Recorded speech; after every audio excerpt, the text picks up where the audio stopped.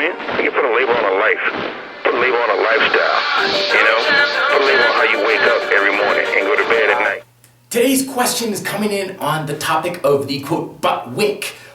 People talk about this sometimes, particularly with squatting, but it can also happen with things like lunges and other like stepping up sort of exercises. What it is basically is what's happening is as your hips are dropping down closer to your heel, there's a couple of things that are happening. One is tension in the hamstrings.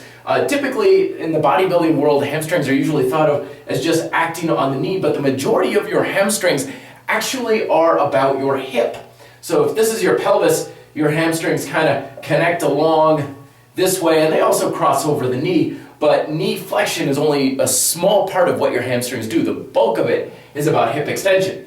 The other thing you got going on is along your spine here, you got all these spinal erectors, lumbar region, lats, all these sorts of things. So basically when you're squatting down and your hips are getting lower, the tension here builds and weakness along these muscles gives way, causing the entire pelvis to just rotate around, back is rounding, shoulders round forward, and so on. Now this is one of these things that it's a good idea to train away from it, to prevent it at all costs, and that happens through strengthening up those spinal erectors and the lats and the traps and basically the whole back. It's also good to flexibility in the hamstrings as well. However, that's only part of the story.